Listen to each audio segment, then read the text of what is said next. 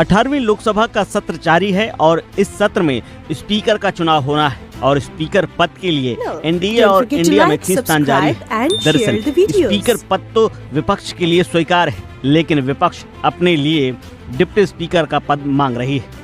दरअसल राहुल गांधी ने एक बड़ा बयान दिया है। राहुल गांधी ने कहा है कि सरकार स्पीकर चुने, हम उसे समर्थन देने के लिए तैयार हैं, लेकिन जैसी की परंपरा रही है विपक्ष को डिप्टी स्पीकर का पद मिलना चाहिए, जिसके लिए राजनाथ जी का फोन कांग्रेस अध्यक्ष मल्लिकार्जुन खड़गे के पास आया था, जिन्होंने डिप्टी स्पीकर का पद मांगा है, लेकिन सरकार की ओर से अब तक कोई जवाब नहीं आया है।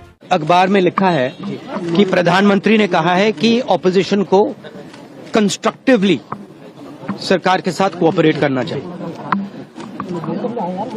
ऑपोजिशन ने क्लियरली कहा है, राजनाथ सिंह जी का खड़गे जी को फोन आया, राजनाथ सिंह जी ने खड़गे जी से कहा देखिए आप हमारे स्पीकर को सपोर्ट कीजिए।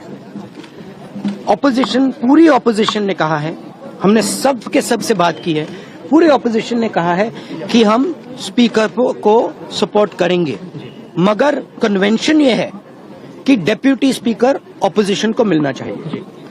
राजनाथ सिंह जी ने कल शाम कहा था कि वो खड़गे जी को कॉल रिटर्न करेंगे।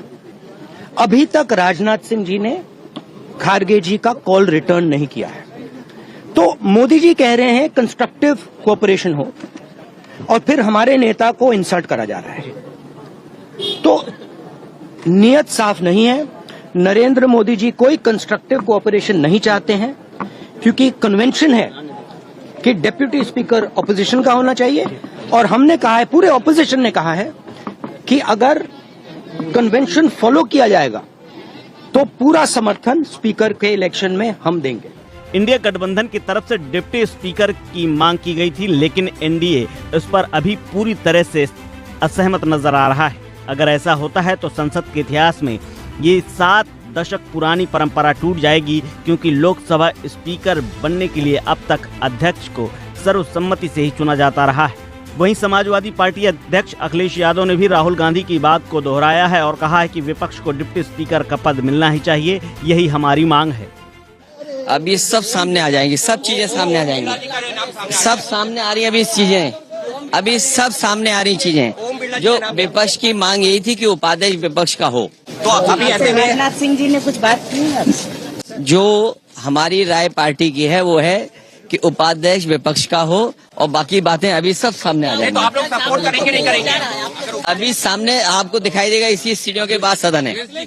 इसके अलावा इंडिया गठबंधन से बाहर रहे और विपक्ष में महत्वपूर्ण पार्टी टीएमसी ने भी साफ कर दिया है कि अगर उन्हें डिप्टी स्पीकर का पद नहीं मिलता तो इंडिया गठबंधन लोकसभा अध्यक्ष के लिए भी अपना उम्मीदवार खड़ा कर सकती है। इसके अलावा दावे ये भी किए जा रहे हैं कि सोमवार को यानी 24 जून को इस पर इंडिया गठबंधन के सभी दलों की सहमति भी बन गई है। बस बीजेपी के जवाब का इंतजार है। इंडिया गठबंधन एनडीए के मूवमेंट के मुताबिक अपना फैसला करेगा। कुल मिलाकर एनडीए का पेंच लोकसभा अध्यक्ष पद को लेकर पूरी तरह से न केवल फंसता दिखाई दे रहा है, बल्कि इस मामले में राजनीति भी तेज हो गई है।